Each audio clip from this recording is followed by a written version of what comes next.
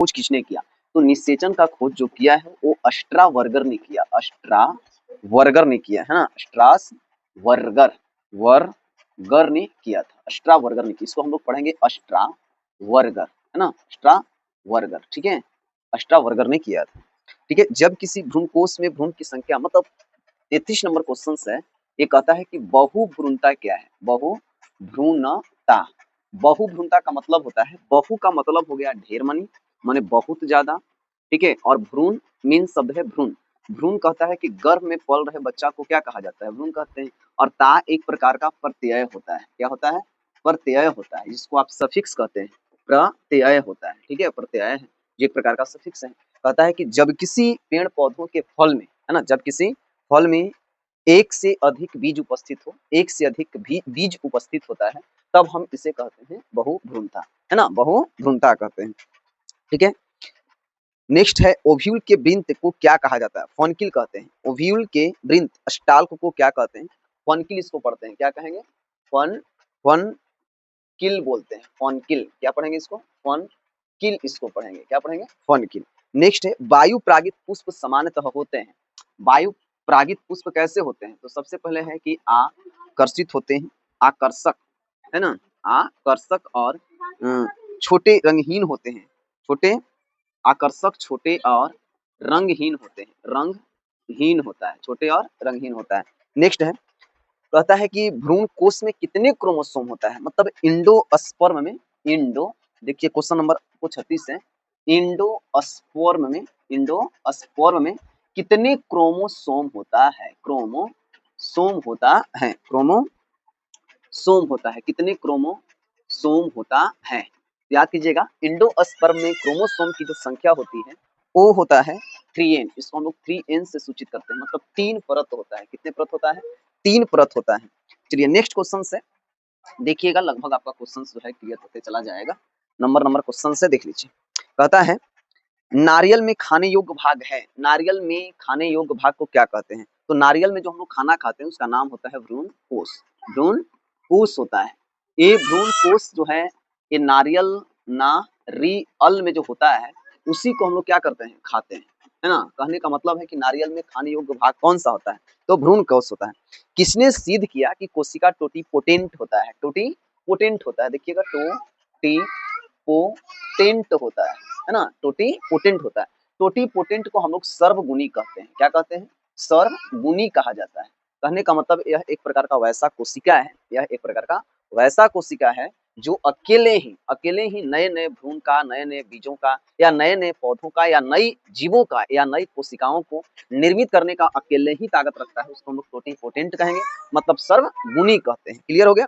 अष्टा, इसका खोज किया था अस्ट्रावर्गर ने, अस्टेवार्ड ने किया था, अस्टेवार्ड ने इसका खोज किया था, ठीक है। चलिए नेक्स्ट है, अलग अलग समय पर मेल तथा फीमेल सेक्स ऑर्गन्स की परिपक्वता क्या कहलाता है? डाइकोगेमी कहते हैं, डाइकोगेमी बोलते हैं, डाइकोगेमी बोला जाता है। डाइकोगेमी जिसको हम लोग विषम परिपक्वता कहते हैं, विषम परिपक्वता कहते हैं, पक्वता, विषम परिपक्वता, मतलब विषम परिपक्वता क्या है भाई? तो कहता है कि जब किसी पेड़ पौधा का क्या बोलते हैं, नर जनन तंत्र और मादा जनन तंत्र अलग अलग समय में परिपक्व होता है, तब हम इस परिस्थिति को हम लोग विषम परिपक्वता कहते हैं। कहने का मतलब है कि अंडाशय, है ना, अंडाशय हो या फिर मान लिया जाए प्राकोष हो, परागन हो, ये सब अलग अलग समय पर यदि पकता है, स्त्री केसर और पुंकेसर अलग अलग समय में पक रहा हो, तब हम लोग इसको कहते हैं क्या? डाइकोगेमी। कहने का मतलब है कि विषम परिपक्वता कहा जाता है। नेक्स्ट है क्वेश्चन नंबर, कहता है भारतीय आवृत्ति बीज भ्रूण विज्ञान के जनक कौन हैं? भारतीय आवृत्ति बीज भ्रूण विज्ञान के जनक कौन हैं? है ना, इनका नाम है P Maheshwari, P Maheshwari, P Maheshwari जो है भारतीय आवृत्ति बीज भ्रूण विज्ञान के जनक होते हैं, ठीक है। चला नेक्स्ट नंबर क्वेश्चन क्या कहता है कि नेक्स्ट नंबर क्वेश्चन आपसे पूछा जा रहा है, देख लीजिएगा क्या कहता है कि ओव्यूल में अर्धसूत्री विभाजन होता है। ओव्यूल में, इसको पढ़ना है ओव्यूल, ओव्यूल पढ़ना है, देखिएगा इसको ओव्यूल पढ़ना है, ओव्यूल, है ना, ओव्यूल। तो ओव्यूल कहता है, ओव्यूल में बोलता है कि अर्धसूत्री विभाजन होता है तब बीजांड काय के जरिए, बीजांड बीजांड काय माने न्यूक्लियस, न्यूक्लियस। नेक्स्ट है 100 गो परागकण बनने के लिए कितने अर्धसूत्री विभाजन की आवश्यकता होती है, माने 100 गो परागकण को बनने के लिए कितने बार अर्धसूत्री विभाजन की आवश्यकता होती है। तो याद कीजिएगा 25 बार अर्धसूत्री विभाजन होती है, तब जाकर के 100 गो परागकण का निर्माण होता है। माने 100 गो परागकण बनने के लिए मतलब 25 बार अर्धसूत्री विभाजन की आवश्यकता पड़ती है। फ्लावर का मेल रिप्रोडक्टिव ऑर्गन्स क्या है, फ्लावर का 43 नंबर क्वेश्चन आप देख सकते हैं कि 43 नंबर क्वेश्चन कहता है कि फ्लावर का, है ना, FLOWER, फ्लावर का male reproductive system, male reproductive system, है ना, क्या, फ्लावर का male reproductive system, male reproductive organs और गेंस, है ना, और गेंस क्या है भाई, फ्लावर का मेल रिप्रोडक्टिव ऑर्गन्स क्या है, तो याद कीजिएगा एंड्रोसियम है,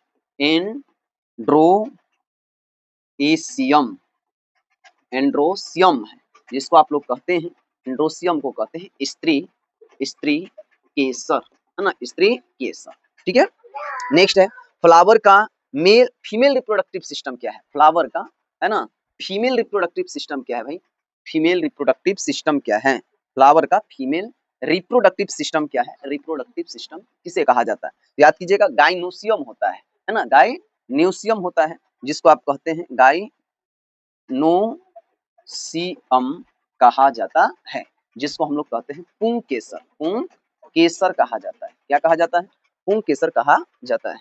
चलिए नेक्स्ट क्वेश्चन कहता है कि एमोर्फोफलस का फ्लावर कितना लंबा होता है, एमोर्फोफलस का फ्लावर कितने लंबा होता है, इसको पढ़ते हैं एमोर्फोफलस, एमोर्फोफलस, है ना, फलस कितना लंबा होता है, कितना लंबा होता है, याद कीजिएगा 6 फीट होता है, कितना फीट, 6 फीट होता है, 6 फीट का होता है एमोर्फोफलस का फ्लावर, ठीक है।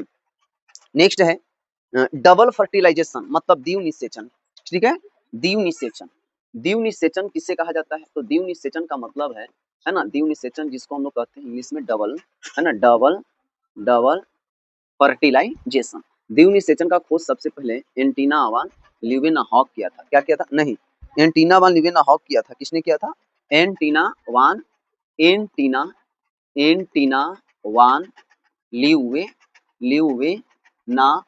किया था, ठीक है, एंटीना वान ल्यूवेनहॉक किया था 1719 ईस्वी में किया था, कितना में, 1719 ईस्वी में एंटीना वान ल्यूवेनहॉक के द्वारा द्विव निषेचन का खोज किया था। द्विव निषेचन का मतलब होता है कि जब निषेचन की क्रिया 2 बार समाप्त है ना, 2 बार संपन्न होता है, तब हम लोग इसको कहते हैं द्विव निषेचन। द्विव का मतलब 2, जब निषेचन की क्रिया 2 बार संपन्न होता है तो इसको हम लोग द्विव निषेचन कहा जाता है, ठीक है। इसका खोज तो हुआ था, वो 2 प्रकार का पौधा था, एक था क्या भाई, क्या बोलते हैं, फ्रीटिलेरिया, पहला था फ्रीटिलेरिया,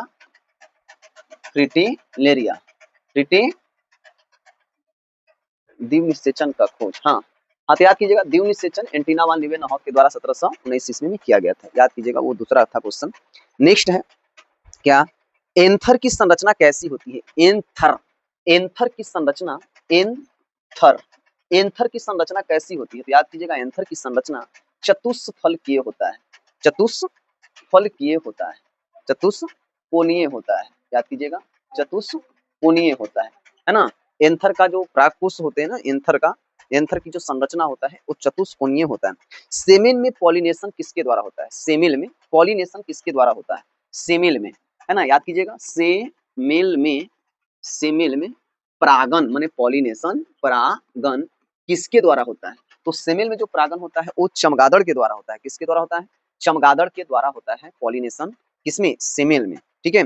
जब फ्रूट का निर्माण ओवरी से होता है, कहने का मतलब है कि जब फ्रूट का निर्माण ओवरी से होता है तो इसे क्या कहते हैं, कहने का मतलब है कि फल जो होता है वो 2 प्रकार का होता है, कितने प्रकार का, 2 प्रकार का होता है फल, एक होता है सत्य फल और दूसरा होता है असत्य फल, असत्य फल होता है, ठीक है, असत फल होता है।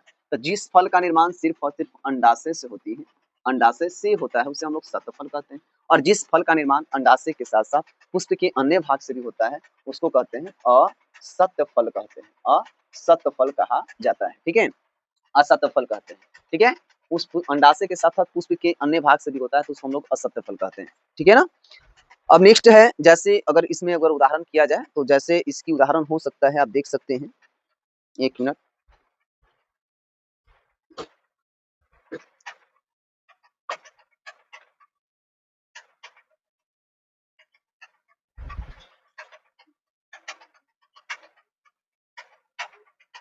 जैसे टमाटर हो गया, आम हो गया, अंगूर, ये सब सत फल है ना। टमाटर हो गया, टमाटर हो गया, आम हो गया, ठीक है, अंगूर हो गया, अंगूर हो गया, तो ये सब के सब क्या है, सत फल।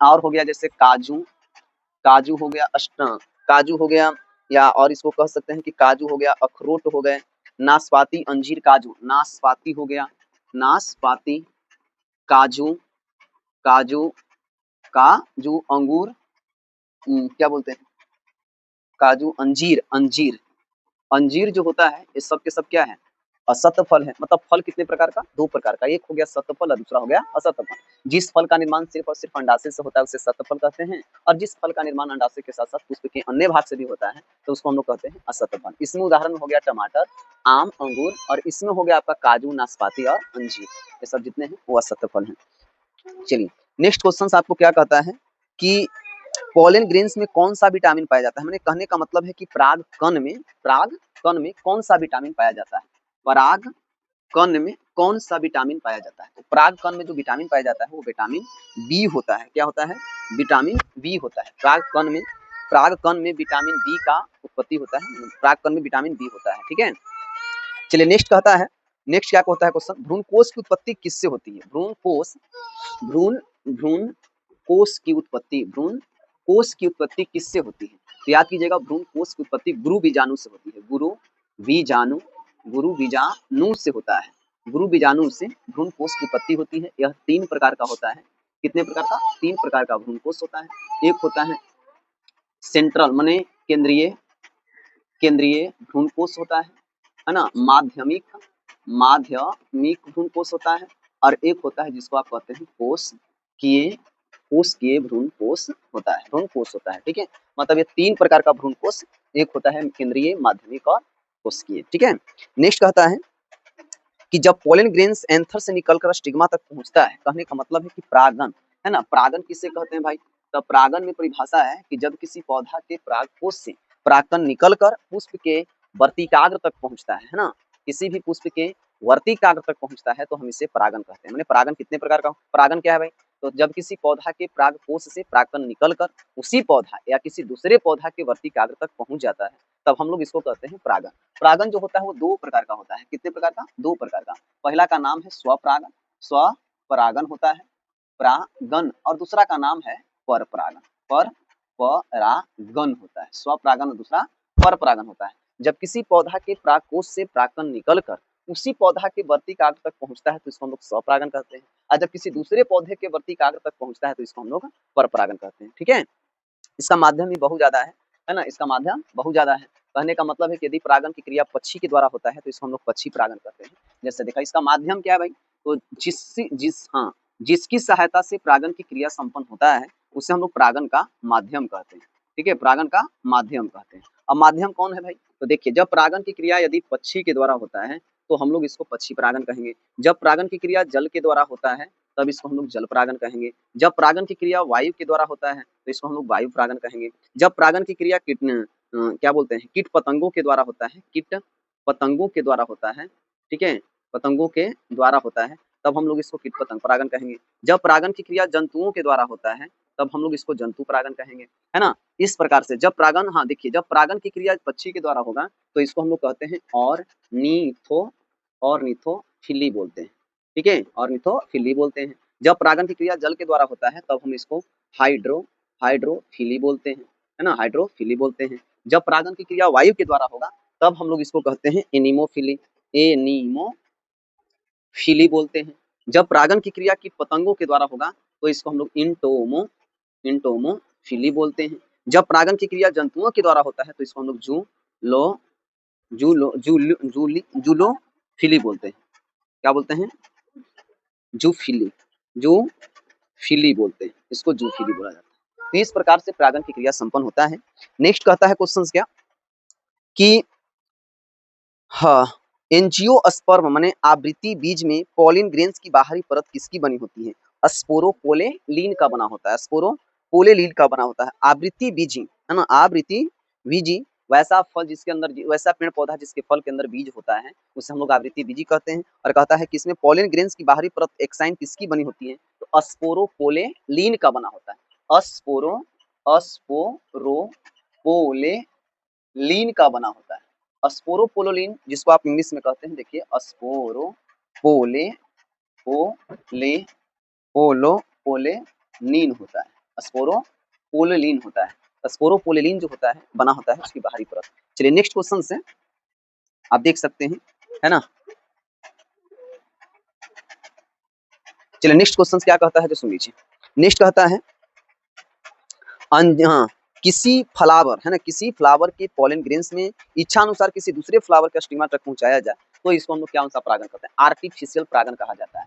कृत्रिम परागण, कृत्रिम परागण का मतलब होता है, कृत्रिम परागण का मतलब होता है ना, कृत्रिम परागण का मतलब है कि जब हम किसी मनुष्य अपनी कौशल विकास की सहायता से, तकनीक की सहायता से कृत्रिम तरीके से यदि हम परागण की क्रिया संपन्न कराते हैं तब हम लोग इसको कहते हैं कृत्रिम परागण। जैसे आर्टिफिशियल हाइब्रिडाइजेशन इसको बोला जाता है। अंजीर में पॉलिनेशन किसके द्वारा होता है? अंजीर में है ना, अंजीर में परागण किसके द्वारा होता है?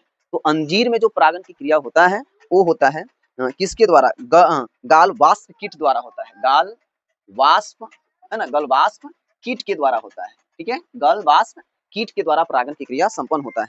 कदम में पॉलिनेशन किसके द्वारा होता है? कदम समझते हैं? कदम में परागण की क्रिया किसके द्वारा होता है? तो आपको याद होना चाहिए कि कदम में परागण चमगादड़ के द्वारा होता है। चमगादड़ के द्वारा होता है, चमगादड़ के द्वारा होता है, चमगादड़ के द्वारा होता है परागण की क्रिया। ठीक है, चमगादड़ द्वारा होता है। यदि कैलिक्स फ्लावर के गिर जा